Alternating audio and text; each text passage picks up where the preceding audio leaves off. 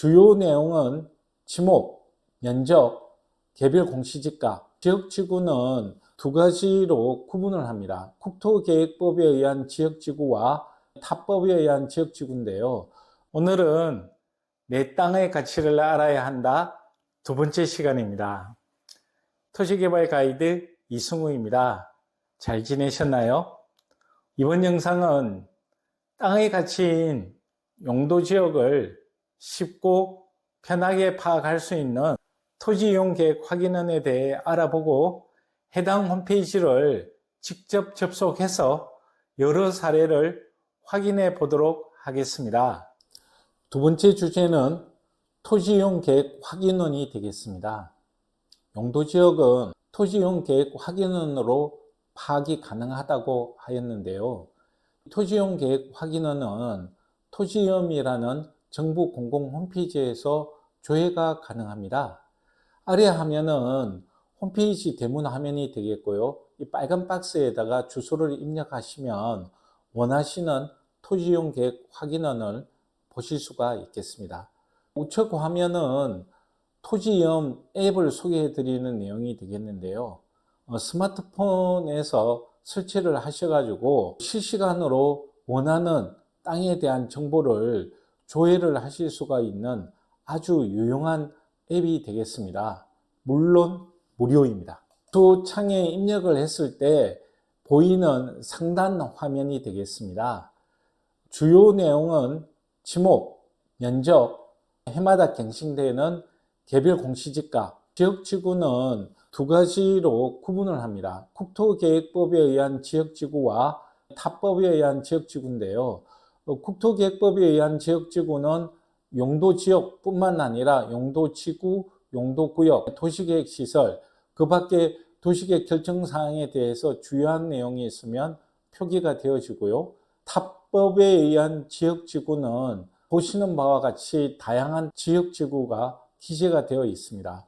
아래 화면을 보시면 도면으로 도시계획 결정사항을 보시는 내용이 되겠고, 여기서 더 중요한 메뉴바가 있습니다. 이음지도로 보기 메뉴바가 있는데 대상지뿐만 아니라 주변 지역까지 좀 더 폭넓게 도시계획 정보사항을 확인을 하실 수가 있고, 타법에 의한 지역지구에 대한 내용도 확인을 하실 수가 있는데요. 다음 페이지에서 예시로 설명을 드리도록 하겠습니다. 지금 보시는 화면은 좌측에 행위 가능 여부를 클릭을 하시고, 그 다음에 화면을 아래로 내려 보시면 이런 검색창이 보이십니다. 검색창에다가 원하는 개발 용도 또는 건축물 용도를 입력을 하시면 가능 여부를 실시간으로 확인이 가능합니다. 동그라미라든가 X는 직관적으로 이해를 하실 거라고 보여지고요. 세모는 조건부 가능 사항입니다. 가능 여부의 보기에서 해당되는 내용을 참고하시면 좋을 듯 합니다. 우측 화면은 행위 가능 여부 메뉴바 바로 아래에 있습니다. 건폐율과 용적률인데요. 박스에 보시는 바와 같이 건폐율과 용적률 상한선에 대해서 보실 수가 있겠습니다. 지금까지 내용이 토지이용 계획 확인원의 주요 정보사항이고요. 나머지 정보도 조회하실 수 있는 메뉴바들이 있습니다. 지금 보시는 화면은 이음지도로 보기 예시 화면인데요. 방금 보여드렸던 토지이용 계획 확인원의 확인 도면 밑에 있는 메뉴바를 클릭을 하게 되면 보시는 화면처럼 활성화가 됩니다. 여기서 대상지뿐만 아니라 주변 지역의 용도지역이 이제 보이실 거고요. 왼쪽에 보시면 국토계획법에 의한 지역지구, 타법에 의한 지역지구, 도시계획시설에 대한 정보 등이 나옵니다. 지금부터는 토지이용을 접속을 해서 직접 확인해 보도록 하겠습니다. 첫 번째는 자연녹지 지역입니다. 우리나라 도시지역 중에 자연녹지 지역이 가장 큰 면적 비중을 차지를 하고 있고요. 전국 시군 어디에나 자연녹지 지역이 있다라고 이해를 하시면 좋을 듯 합니다. 지금 조회를 하려는 이 주소지는 보시는 바와 같고, 아래에는 로드뷰 사진이 되겠습니다. 바로 접속해 보겠습니다. 보시는 화면은 설명 자료에서 보여드린 내용이라 넘어가도록 하고요. 행위 가능 여부에 대해서는 조회를 해보도록 하겠습니다. 먼저 공장이 가능한지를 확인을 해볼게요. 공장은 세모로 나오고 자동차 증비 공장은 동그라미 가능한 걸로 나오네요. 공장은 그 우측에 조건 사항이 있습니다. 이 조건 사항을 충족하게 되면 공장이 개발이 가능하다라고 이해를 하시면 될 듯합니다. 또 하나 조회를 해볼까요?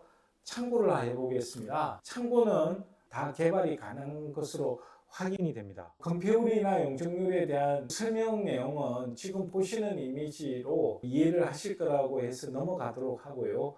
대상지의 건폐율은 20% 이하, 용적률은 100% 이하로 2000시 도시계획조례에서 정하고 있다는 것을 확인하실 수가 있습니다. 그 다음에 층수 높이 제한은 4층 이하로 정하고 있는 것으로 확인이 되어지네요. 이형 지도로 보기 한번 보도록 하겠습니다. 이 대상지 주변에 스케일을 조정해서 보여드릴게요. 이 왼쪽에 보시면 이거 한번 찍어보겠습니다. 계획관리 지역이 대상지 도로 건너편에 있는 것을 확인하실 수가 있고 농림지역이 계획관리 지역 옆에 있는 것을 확인할 수 있습니다.